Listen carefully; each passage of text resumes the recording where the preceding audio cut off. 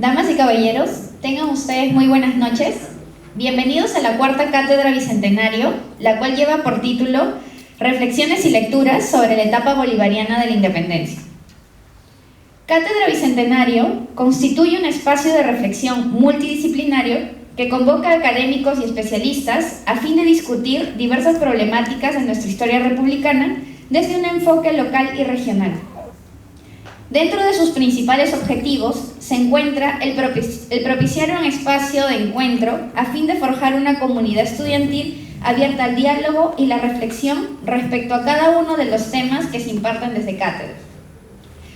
Fomentar la formación investigativa en los jóvenes universitarios en relación con las líneas temáticas sobre nuestro proceso de independencia. Divulgar todo el bagaje de recursos que cuenta la biblioteca y el repositorio bicentenario, así como el fomentar el uso de la historia como herramienta de análisis para comprender las problemáticas de nuestra sociedad. El presente conversatorio presenta por finalidad reflexionar sobre la etapa final del proceso de independencia que corresponde desde la llegada de Simón Bolívar al Perú hasta la victoria de Ayacucho.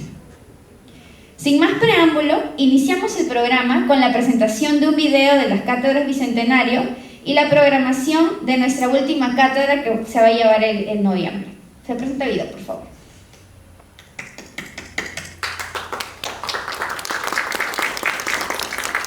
Bicentenario, el espacio de reflexión que reúne a quienes se apasionan por la historia, la cultura y los temas más relevantes de nuestra sociedad. La cátedra del viernes 28 de octubre girará en torno al tema Reflexiones y lecturas sobre la etapa bolivariana de la independencia. Será encabezada por los historiadores Francisco Quirós y Claudia Rosas y con la mediación de Merlín Chambi. El viernes 25 de noviembre abordaremos el tema Consecuencias de las guerras de independencia con los historiadores Carlos Contreras, Cecilia Méndez y con la mediación de Merlín Chambi.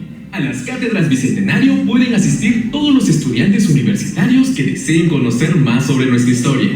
Otro dato importante, a la culminación de este ciclo de charlas, los asistentes obtendrán una constancia de participación. Ya lo sabemos, las cátedras Bicentenario por primera vez presencial. Junto a reconocidos profesionales, podemos reflexionar sobre nuestra historia, para así comprender la problemática de nuestra sociedad. Bicentenario del Perú, 2024.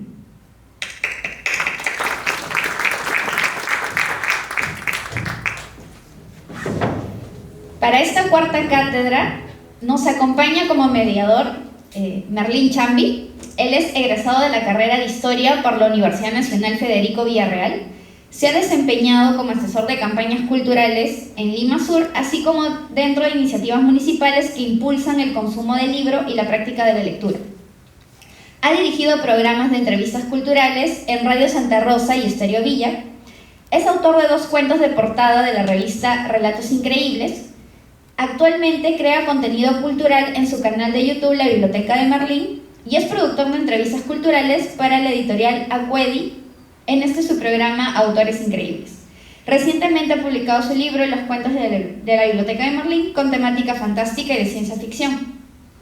Y como ponentes nos acompaña Claudia Rosas, doctora en Historia por la Universidad de Florencia, Italia, y licenciada y magíster en Historia por la Pontificia Universidad Católica del Perú, donde se desempeña como profesora principal del Departamento de Humanidades, directora de la maestría en Historia y miembro del comité directivo del doctorado en Historia. Es miembro del número de la Academia Nacional de la Historia del Perú. Sus últimos volúmenes editados en 2021 son Los rostros de la independencia, El nacimiento del Perú desde las vidas de sus protagonistas, Mujeres de armas tomar, la participación femenina en las guerras del Perú republicano, y con Nelson Pereira, Estado, Memoria y Sociedad en Ayacucho, Cusco y Lima. Finalmente, de su autoría, La lucha por la libertad, Rebelión, Guerra e Independencia del Perú, 1780-1826. Francisco Quirós, doctor en Historia, especialista en la historia económica y social del Perú y Latinoamérica entre la colonia y la República, con investigaciones publicadas acerca de la historia del Callao, los productores urbanos, trabajadores libres y esclavos, así como de los antecedentes de la historiografía peruana y su relación con la idea de nación. profesor principal de la Universidad Nacional Mayor de San Marcos y de la Universidad Antonio Ruiz de Montoya. Entre sus publicaciones más recientes destacan los artículos y capítulos Learning Together, Puertas y Ventanas, La creación del líder perfecto, Pueblos y trabajo indígena en los Andes centrales, entre otros. Ha obtenido becas de estudio e investigación en el Perú, Rusia, España y Estados Unidos, así como premios de instituciones peruanas. Bienvenidos a la cátedra y le doy el pase a Merlín. Muchas gracias y bienvenidos y bienvenidas acá a la cátedra, a la nueva cátedra Bicentenario, esta vez con la temática bolivariana, ¿no? Bolívar es un personaje muy controvertido, muy controversial y que despierta pues pasiones, creo, como pocos personajes en la historia del Perú. Y qué mejor hoy día que tenemos al doctor Quirós y a la doctora Rosas aquí para poder conocer un poco mejor este proceso, quizá a veces tratado con mucha pasión, con muchas pasiones en la historia del Perú, ¿no? Y bueno, como primera cuestión sería, ¿no?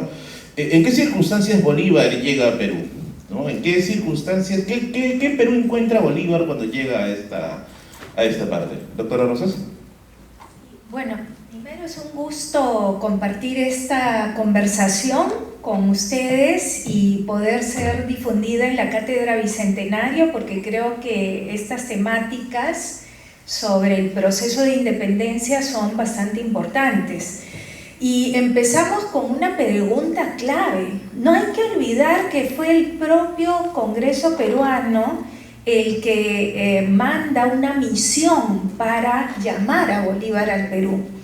Y José Faustino Sánchez Carrión y José Joaquín Olmedo, el poeta de origen ecuatoriano, el famoso que hace el canto a Bolívar o el canto a Junín, van a llamar a Bolívar. ¿Y en qué contexto llaman al Libertador? En este momento ya Bolívar había liderado la campaña por la independencia de los territorios del norte, lo que seguramente ustedes conocen como la corriente libertadora de esta parte, con las victorias en Boyacá, Carabobo, ¿no?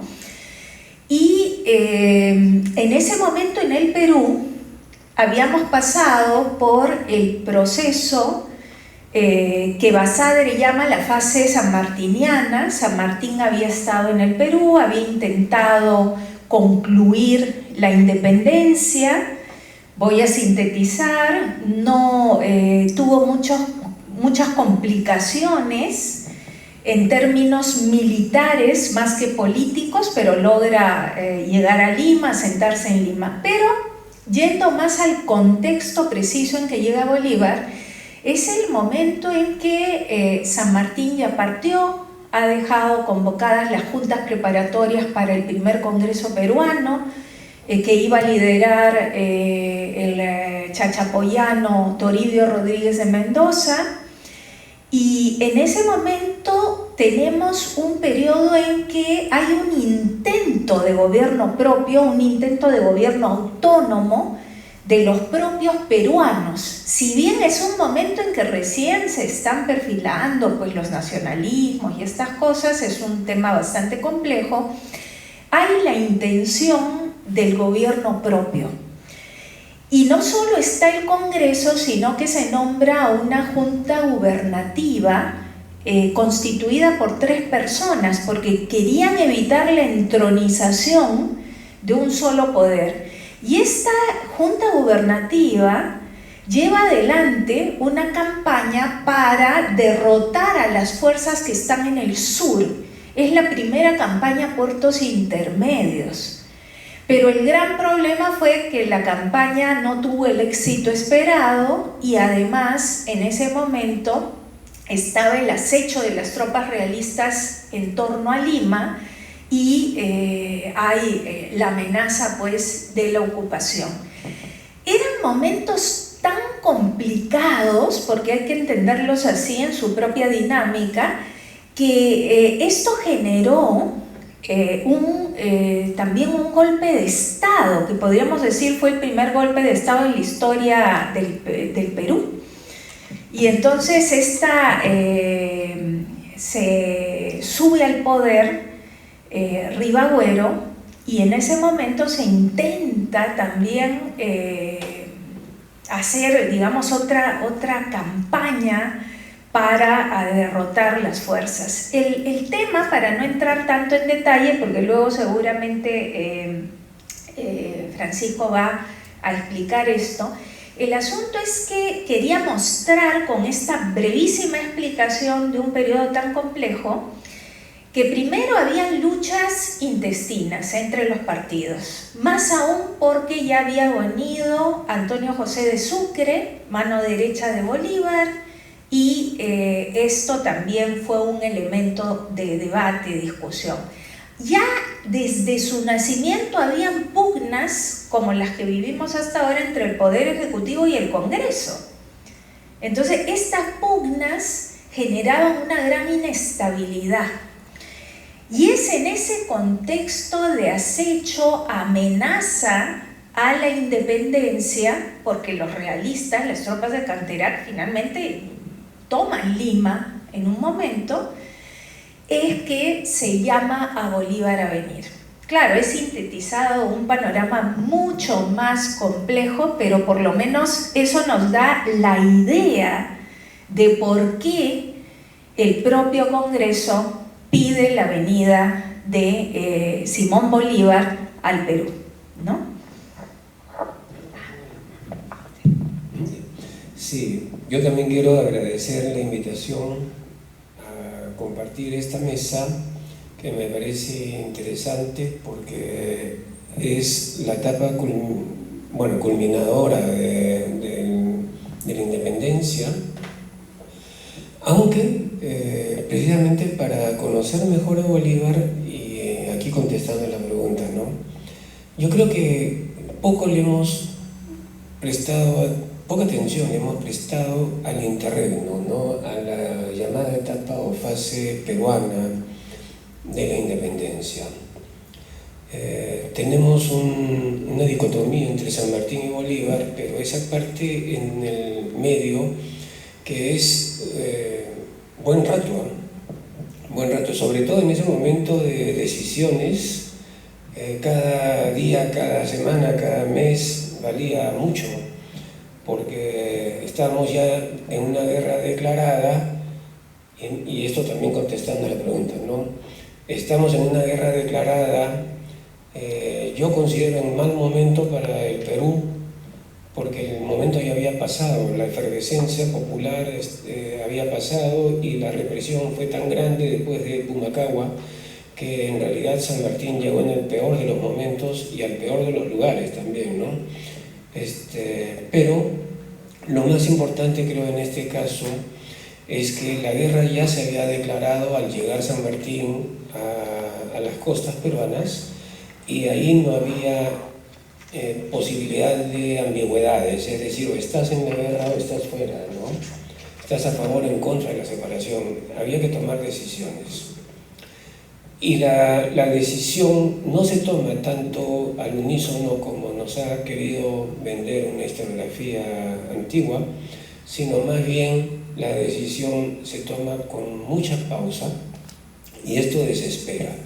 ¿Por qué? Porque también la guerra la declaran quienes firman las actas de independencia, declaran la guerra y se desesperan porque San Martín no hace nada. San Martín más bien obvia los enfrentamientos.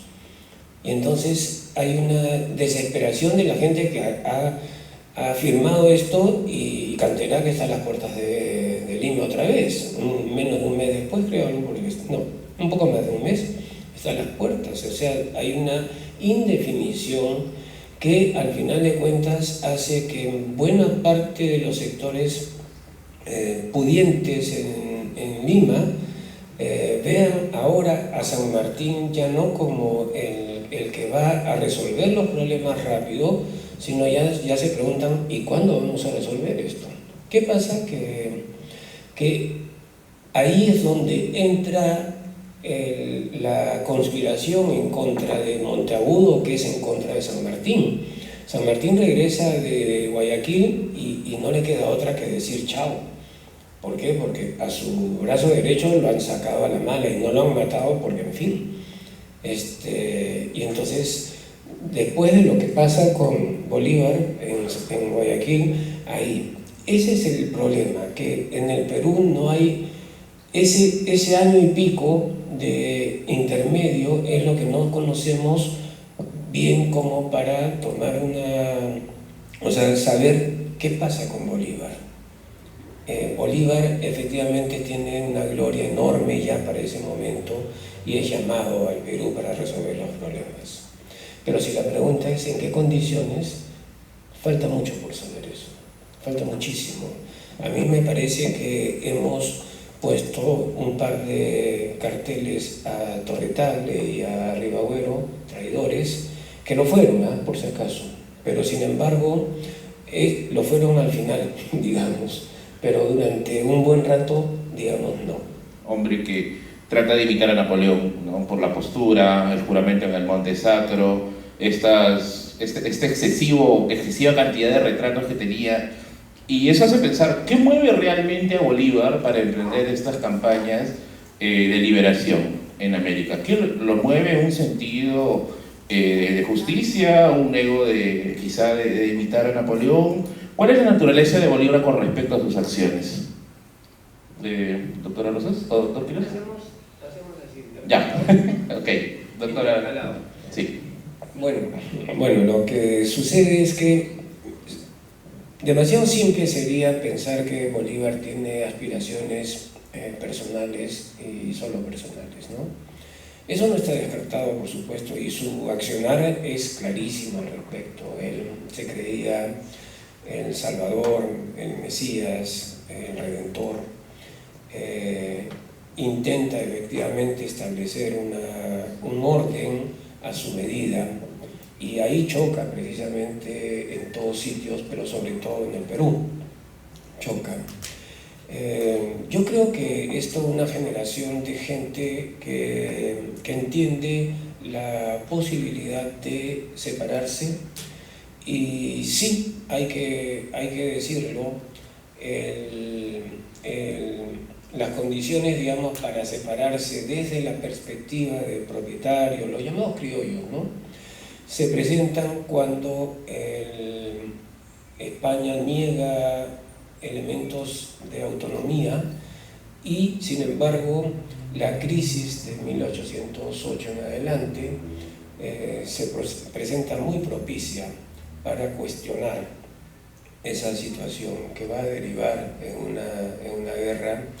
Y creo que sí, es una generación de criollos que tienen detrás unas organizaciones, logias o semilogias, que van a permitir una coordinación continental.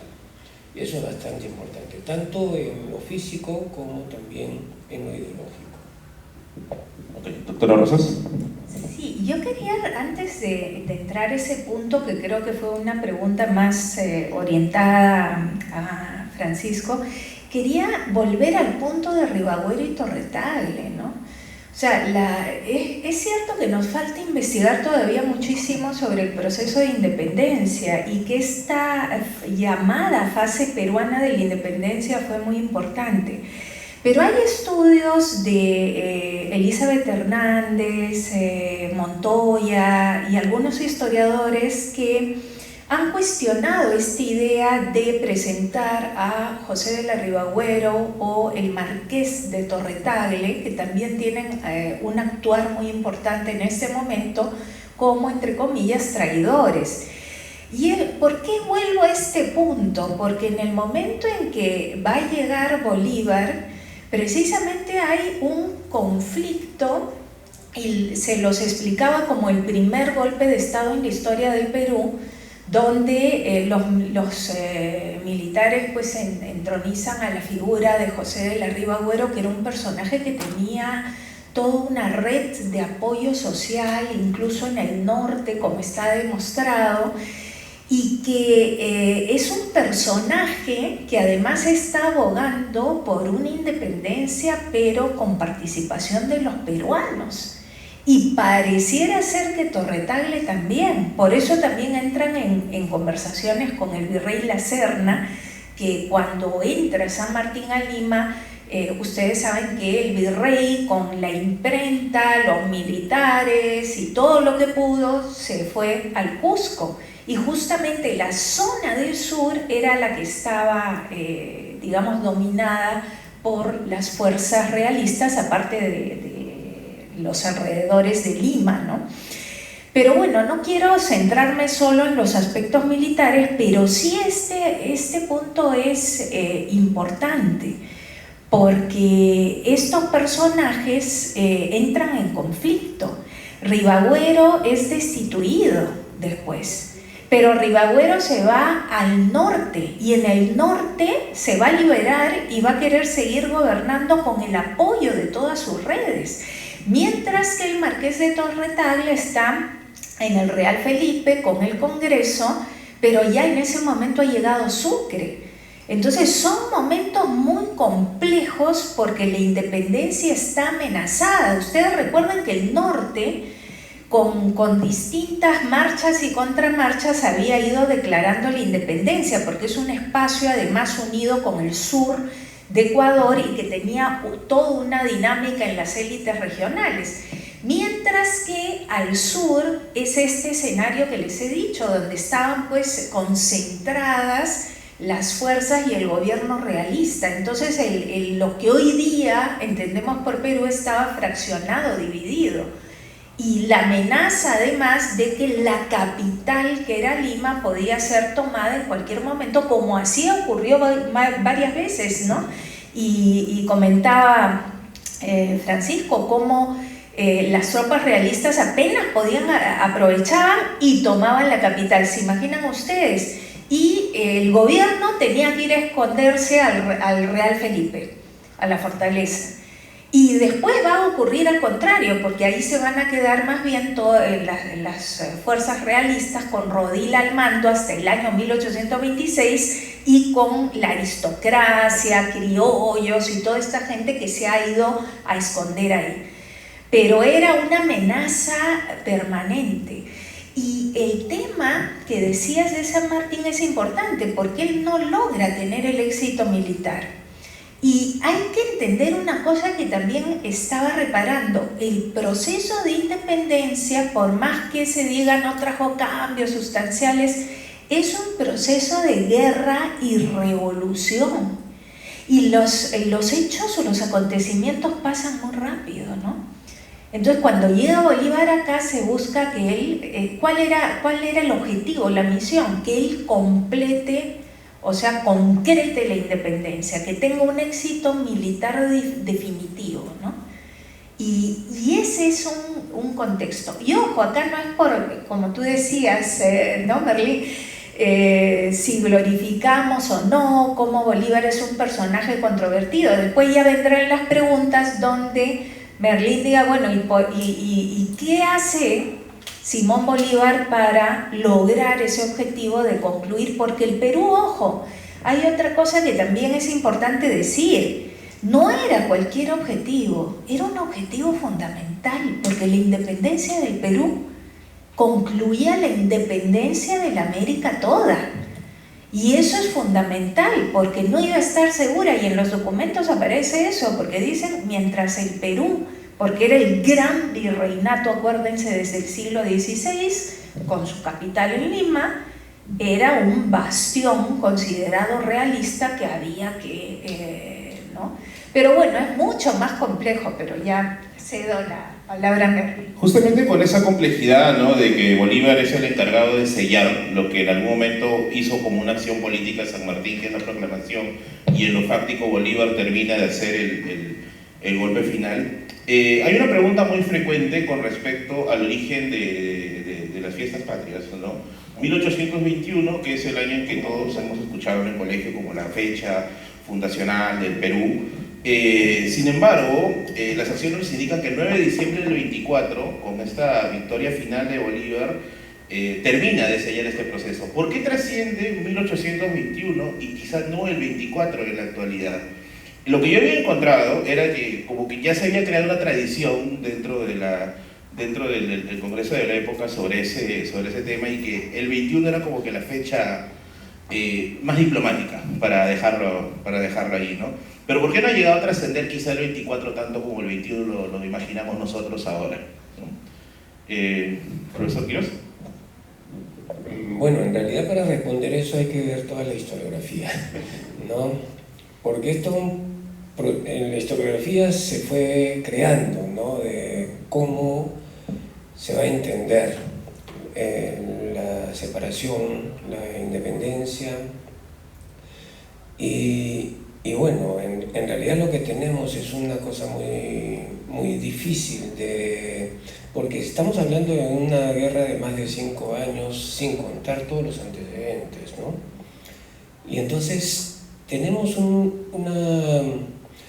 una cosa muy clara entre toda esta nebulosa, ¿no? Se impone Lima, ya Lima se impone.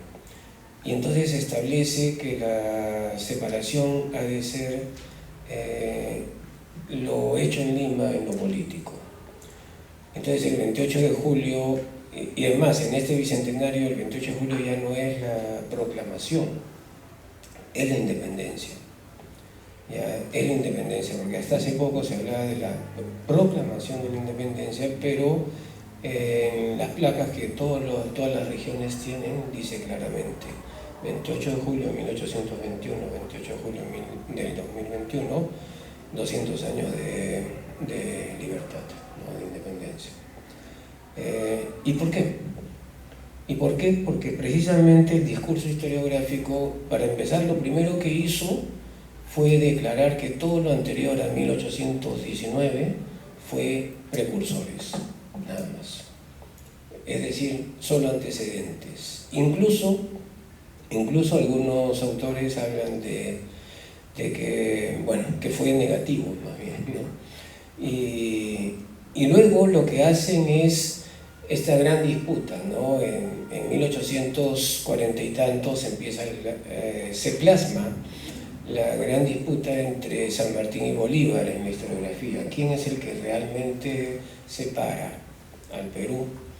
Y bueno, yo lamento que no se hable más de los peruanos mismos, ¿no? Porque eso creo que debería enriquecer mucho más, y en ese sentido tienes toda la razón, Claudia. Últimamente se ha puesto énfasis en José de Larribagüero, muy bien, con el trabajo de Elizabeth, y creo que hay que estudiarlo mucho más todavía, ¿no? En sus vínculos con los montoneros y guerrillas en particular.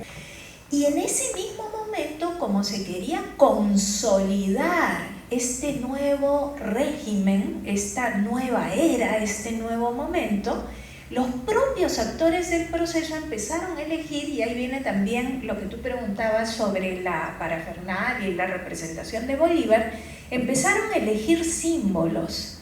¿Por qué creen que en ese momento se va eligiendo la bandera, el escudo, el himno, se va creando la Biblioteca Nacional y empiezan a aparecer todos estos elementos? Porque quieren reemplazar lo que era el antiguo orden, el viejo orden. Y uno de esos fue las fiestas y celebraciones. Y hay un trabajo de Carlota Casalino que analiza cómo se fueron dando una serie de medidas donde se fue cambiando en el mismo momento las fechas, porque no solo fue el 28 de julio, fue la instalación del primer Congreso peruano, después fue Bolívar, y eso se fue derogando, se fueron dando leyes, marchas y contramarchas, hasta que va a quedar el día de la proclamación. ¿Y cuál es el problema del día de la proclamación de la independencia por San Martín? Es que se dio en Lima, es que todavía habían fuerzas realistas en lo que era en la mitad del Perú y no se había concluido la guerra, o sea que no estaba consolidada la independencia, y el problema es que no se consideró todas las proclamaciones previas que se habían dado en el norte, la zona del norte, Lambayeque, Trujillo, ahí estaba Torre Tagle en Trujillo, intendente, y jura la independencia. Entonces se toma ese momento porque el momento sanmartiniano empieza a ser valorizado además como más importante, mientras que en el momento en que llega Bolívar, Bolívar concluye la guerra, ¿no? Con él, digamos, se termina el proceso militar, ¿no? Entonces, efectivamente ahora se está revaluando, y la batalla de Ayacucho. La batalla de Ayacucho es un fenómeno importantísimo, ¿no? Junín y Ayacucho, porque son las dos batallas conclusivas de la campaña militar, ¿no? Entonces, claro, una fecha emblemática, y que no se da en Lima sino en Ayacucho, es 9 de diciembre de 1824, ¿no? Porque ahí mismo en el campo de batalla, como ustedes saben, se firma una capitulación, ¿no? Que reconoce lo que está ocurriendo en ese momento, ¿no? Entonces, como les digo, esto de las fiestas, celebraciones, símbolos patrios, es algo que se construyó, a veces lo enseñan como si fuera algo fijo, establecido, y que eso es indiscutible, y en realidad son construcciones históricas que los mismos actores del proceso hacen en ese momento y que incluso después se cambian, ¿no? Y con esto del debate sobre la figura de Bolívar, de pronto, claro, Bolívar tenía otros planes mayores, que no eran solamente la independencia, ¿no? Que después podemos hablar de eso, pero es indiscutible que sí lleva adelante con él no solo, ¿no? No podemos ver la historia solamente, él es el líder, pero digamos toda la gente que decías que está involucrada, y aquellos que incluso no querían la independencia, ¿no? Que se oponían, ¿no? a ella. O sea, era un momento bastante complejo, pero bueno, creo que ya me he pasado de ahí. Algo interesante que también menciona ahí, ¿no? Esto de los rituales de poder que quería abordar ahorita, ¿no? Ortenberg tiene un trabajo maravilloso sobre los rituales de poder en Lima. Claro, eso se centra en San Martín, ¿no? En la llegada de San Martín a Lima, cómo se intenta asemejar la llegada de San Martín como la llegada de los reyes, de los virreyes, ¿no? Se lo trae desde el norte, llega hacia el Callao, se hace una misa, se da un discurso al estilo cortesano. Lo que me sorprendió mucho es que con Bolívar, ahora justamente escuchando también al doctor Quiroz, pasó algo muy parecido en este proyecto republicano, pero en cierto modo parece que le hubiera tenido un poco de miedo a su propio proyecto, porque lo reviste de rituales que parecen monárquicos, ¿no? Justamente estaba la figura del dictador que elegía a su sucesor, ¿no? En este caso, la corona que le ponen a Bolívar incluso en el Cusco. Entonces, ¿qué tanto existe de estos rituales de poder de Bolívar para intentar cuajar en la población sin que sea un cambio tan traumático, ¿no? Doctor Quiroz. Sí, efectivamente, los cambios políticos, militares en este momento necesitan de un apoyo de la población, ¿no? Y entonces el ritual es fundamental. No es solamente un reclutamiento en los pueblos y llevar a la gente a la guerra, eso no, así no es. Tiene la gente que estar convencida, pero además también tiene que convencer a una buena parte del Perú que no tiene claro la ventaja de separarse en ese momento.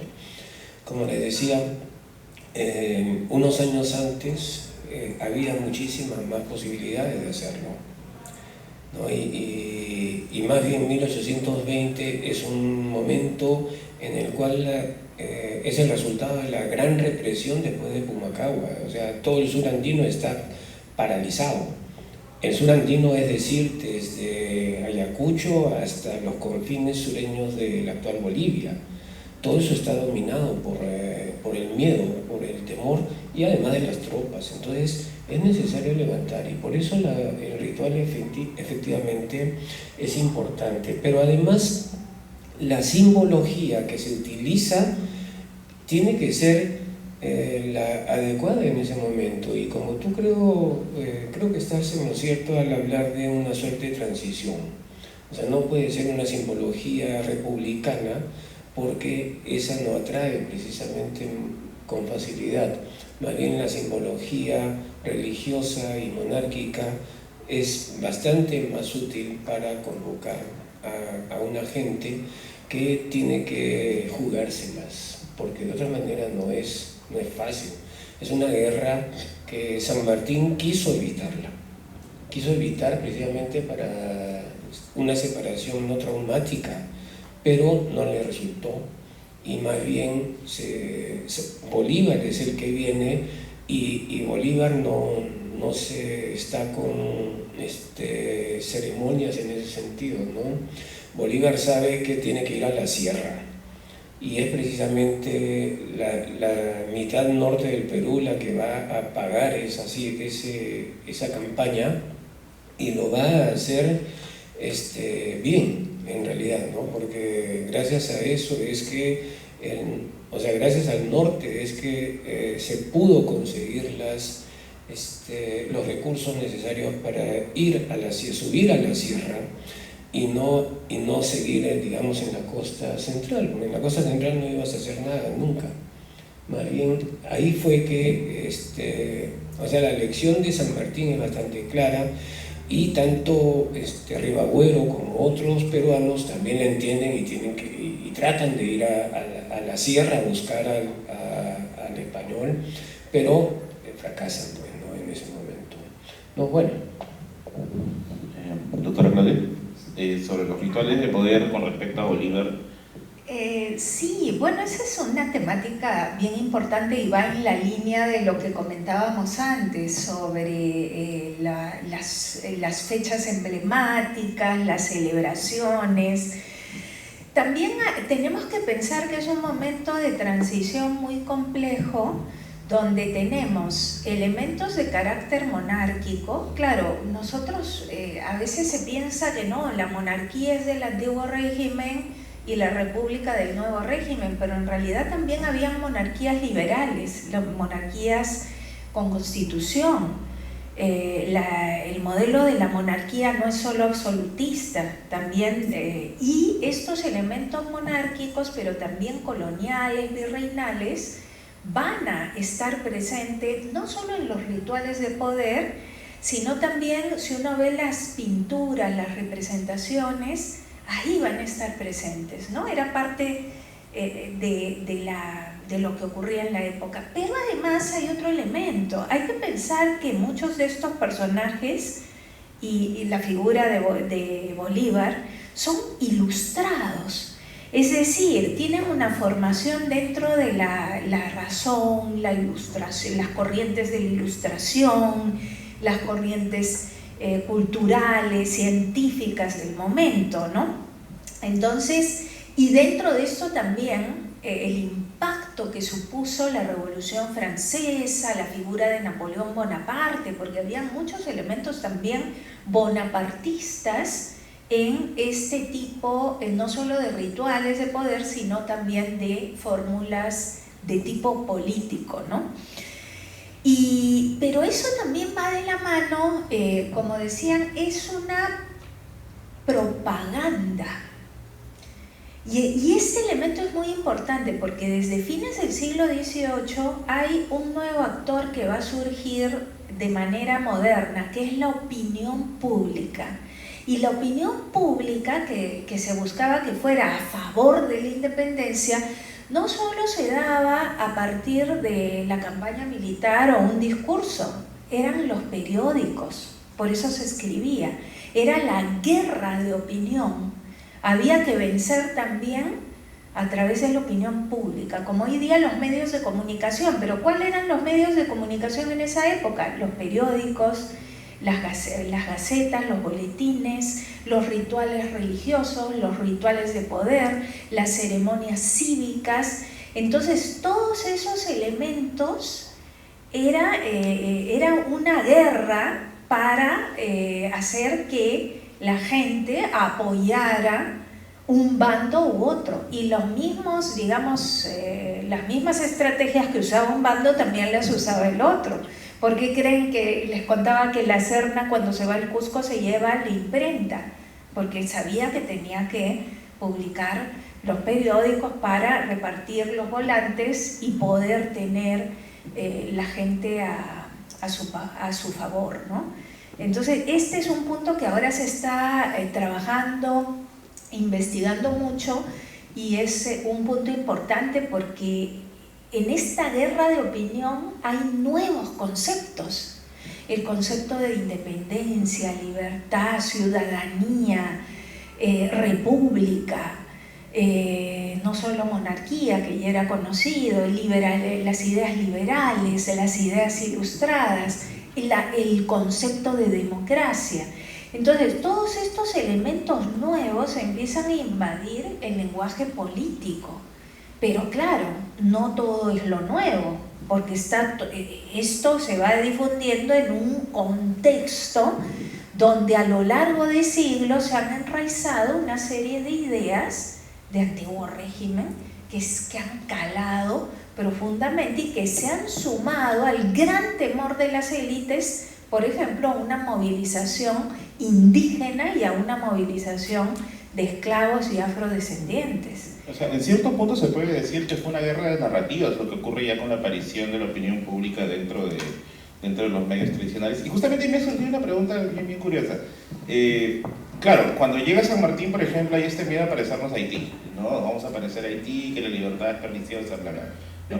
Y que incluso dentro del clero también hubo un grupo que se pliega a las ideas de la libertad, y por otro lado también había la idea de que no, que están viniendo masones, ¿no? Que son diabólicos, etc. ¿Cuál fue la posición del clero con respecto a Bolívar? Con respecto, por ejemplo, a su participación ahí, más o menos en línea con lo que usted está comentando. Fueron los que llevaron adelante una revolución que termina con la instalación de una república en 1804, y además era una guerra de razas, como decías, donde ellos ganan, o sea, la peor pesadilla de los blancos y criollos y europeos, y claro, cómo fue, y además anticolonial, porque logran la independencia, ¿no? Entonces, bueno, estos fantasmas van a ser muy fuertes durante el proceso de independencia.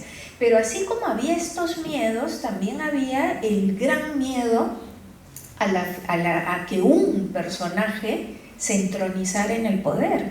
Por eso el miedo a San Martín. Y destronan a Monteagudo, como ya explicó Francisco, y luego San Martín se tiene que ir.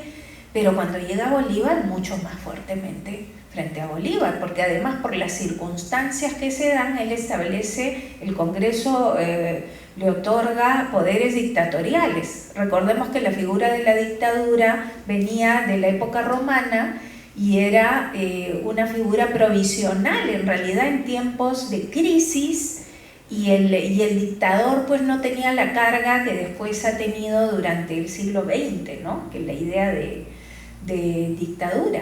Pero igual él era un personaje pues fuerte, el que va a liderar y llegar con las tropas, y hay también el miedo a esto, ¿no? Y por eso también el rechazo a la figura de Bolívar, a las tropas extranjeras, pero también había un miedo a la anarquía. O sea, estábamos entre dos polos, creo yo, entre el temor a una autoridad muy fuerte que se imponga, y además acuerden que Bolívar tenía el proyecto primero de Confederación Americana, que luego, después del Congreso de Panamá, él ve que tiene que reducirla a los países que él ha independizado, los territorios en realidad no son países, que es la Federación de los Andes, ¿no? Colombia, Bolivia, Perú, ¿no? Y dentro de eso, bueno, lo que preguntaba sobre la Iglesia es que la Iglesia también está dividida en su apoyo a uno y a otro bando, a un personaje o a otro. Entonces, recordemos que el primer congreso está presidido, ¿no?, por un religioso, ¿no? Francisco Javier de Luna Pizarro, y Luna Pizarro es uno de los más importantes liberales pues, del siglo XIX, y la Iglesia participa en el gobierno, en el poder, y participa en la política. Entonces ahí tenemos muchos personajes aparte de Luna Pizarro, pero bueno, ahí me quedo. Ahora, esta narrativa del miedo que existe también, bueno, obviamente se traslada al rechazo que se siente contra las tropas de la Gran Colombia, ¿no? Ahora, Dentro de esa dinámica, ¿qué es lo que exactamente movía este rechazo? Si es que es una época en la cual todavía los nacionalismos no se cuajan, son muy endebles, son muy débiles, ¿no? ¿Doctor Quiroz? Sí, en realidad el nacionalismo no está presente todavía en ese momento, no es un fenómeno posterior. Pero al margen de esa discusión, sí hay un temor al cambio, digamos, radical, autónomo. Efectivamente, aparte de Haití, aparte de la Revolución Francesa y otros ejemplos foráneos, en realidad América del Sur tenía sus propios ejemplos que podían generar temor, ¿no? Siempre se habla de Túpac Amaru, pero en realidad la misma población en muchos lugares, en lo que hoy día es Colombia, Venezuela, los pardos de Boves fueron terribles, sacaron a Bolívar de Caracas una vez, pero también los gauchos en el sur. Y esto quiero remarcar que en la práctica estamos hablando de que cuando el Perú empieza la última etapa de la separación de San Martín, digamos, en realidad se tenía una larga trayectoria de cuidados. ¿No? Es decir, en el Perú no es que se esté con novedades, sino más bien el mismo San Martín viene moderado al Perú porque sabe de todos los problemas que tuvo su propia patria, ¿no? Y entonces llega en condiciones de no hacer tantos cambios, y por eso es que él prefiere hacer la separación de manera pacífica, ¿no? Convencer a los españoles para que simplemente se vayan y manden un príncipe. Más bien, ¿perdón? ¿Dije Bolívar? San Martín. Ya, me equivoqué entonces, disculpen, es San Martín, ¿no? Más bien Bolívar es todo lo contrario, ¿no? Bolívar viene con decisiones, él sabe que el tiempo es muy importante para una guerra que cuando él llega ya tiene bastante tiempo, contando solamente desde 1819, esa guerra ya tiene 3 años, largos años. Entonces hay bastantes cosas que discutir aquí. El tema también es que en el mismo Perú ha habido levantamientos bastante importantes y la rebelión llamada de Pumacahua, en realidad le prestamos muy poca atención, inclusive para los 200 años no se ha estudiado, ¿no? Ha sido un momento no desperdiciado, ¿no? Pero que por algún motivo raro no llamó mucho la atención. Yo creo que ha sido la fuerza del Bicentenario hacia el 2021, que impidió que otros elementos, otras experiencias en el Perú se tengan en cuenta. Pero la rebelión llamada de Pumacahua, porque yo las llamo rebeliones más bien pagandinas, la de Túpac Amaru y la de Pumacahua, son rebeliones pagandinas, no tienen nombre propio. Más bien la de Túpac Amaru fue por lo menos 3 rebeliones paralelas y la de Pumacahua otras tantas, sin contar los regionalismos. Y entonces creo que ver esto es necesario. Simón Bolívar viene con decisión, y esto es algo que efectivamente llama la atención de las élites peruanas. Las élites peruanas no eran débiles. El Perú era el país más poderoso de Sudamérica junto con Brasil. Las élites peruanas no aceptan así imposiciones. Más bien la independencia yo considero que es impuesta en el sentido de que se declara la guerra al llegar San Martín aquí. O sea, había que tomar decisiones, pero las élites peruanas asumen la conducción de esta guerra, no lo pueden hacer siempre, y más bien chocan mucho precisamente con Bolívar, porque a Bolívar quiere imponerse en esas condiciones. Bolívar, antes de llegar al Perú, ya separó Guayaquil.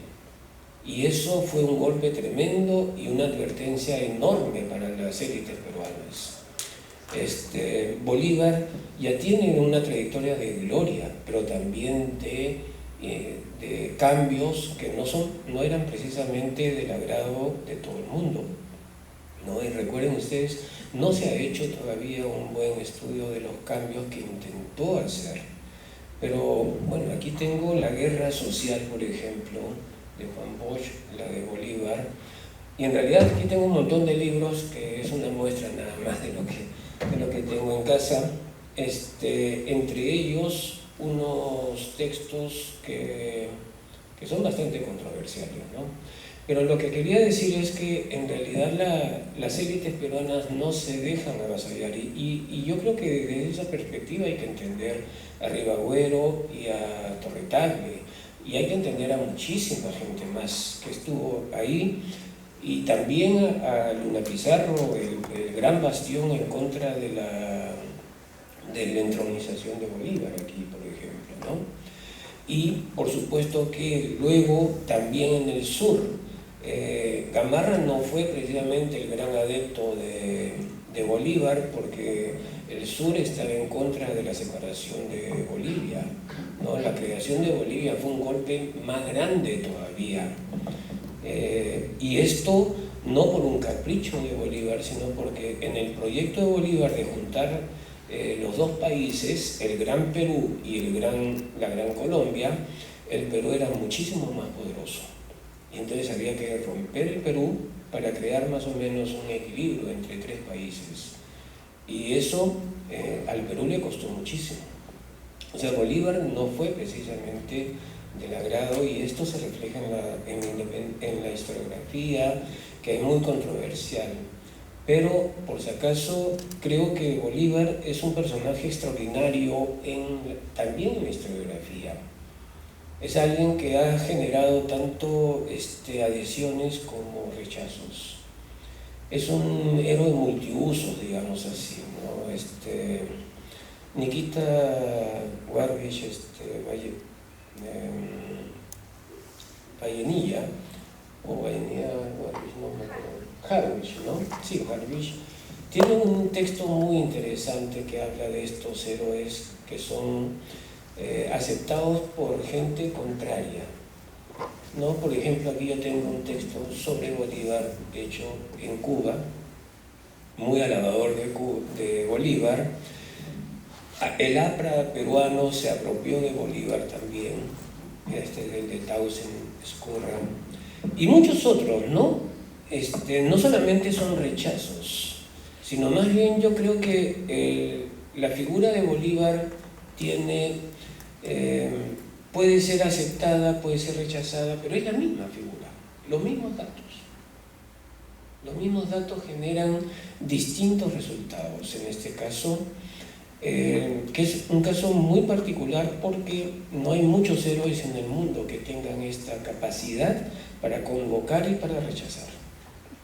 No, bueno, por eso les decía que en el caso de la Iglesia también, efectivamente, pero una de las cosas importantes de la Iglesia es que la Iglesia había estado durante el tiempo colonial bajo, digamos, el llamado patronato regio, y la gran preocupación es para la Iglesia cómo va a quedar eso, qué autonomía va a tener la Iglesia, y por eso los sectores bajos ven la posibilidad de influir en esto. Y la rebelión llamada de Pumacahua es una rebelión que tiene el apoyo tanto del obispo Pérez Armendáriz, como también otros, las bases. Y creo que hay muchísimo que decir en realidad sobre esto, ¿no?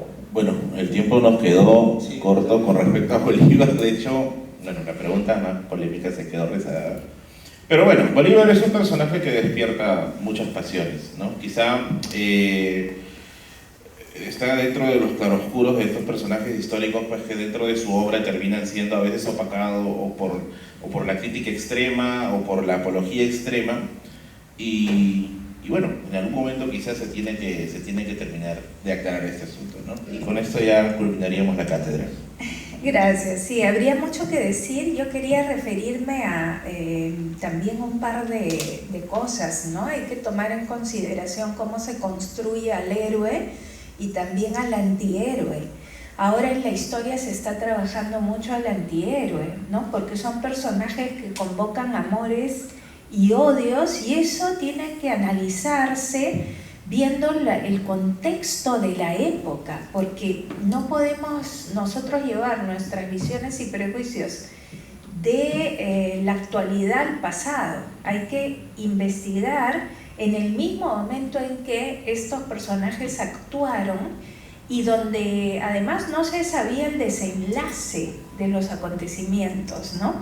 Y ojo, esto no es para justificarlos o legitimarlos o destronarlos, sino porque creo que justamente la investigación histórica apunta a establecer, a validar una serie de acontecimientos, de hechos y de interpretaciones a través de las fuentes, ¿no?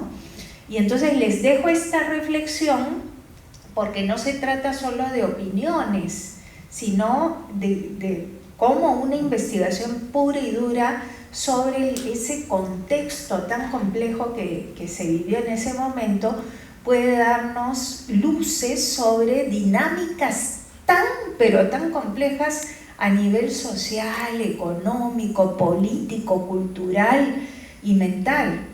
Entonces, esto hay que tomarlo en cuenta. Y otra cosa, a raíz de lo que mencionaba Francisco, también hay que considerar, nosotros hemos hablado de la monarquía, pero hay que considerar que el republicanismo fue triunfante en estos grupos y estas élites y estos dirigentes peruanos. Entonces había, así como hubo un núcleo en un momento duro monarquista, después finalmente lo que va ganando terreno fue la república. Tanto es así que en la primera constitución del Perú de 1823 ya se habla de una república. Ahora, evidentemente es un momento complejo de transición con elementos de antiguo régimen, virreinales y estos elementos nuevos. Pero algo que hay que también considerar y que me parece importante es que concluida la independencia se va a establecer una república, y las repúblicas se establecieron antes no solo en el Perú, en América que en Europa, donde el peso de la monarquía hizo que se tuvieran que dar pues las revoluciones no solo del 20 o la francesa, sino del 20, del 30 y del 48. Y eso que las monarquías formalmente existen hasta ahora, ¿no? Entonces creo que también es importante mirar en perspectiva no solo temporal, histórica los hechos, sino también desde una perspectiva espacial, ¿no? Agradecemos a los ponentes por tan importantes reflexiones sobre la etapa bolivariana de la independencia.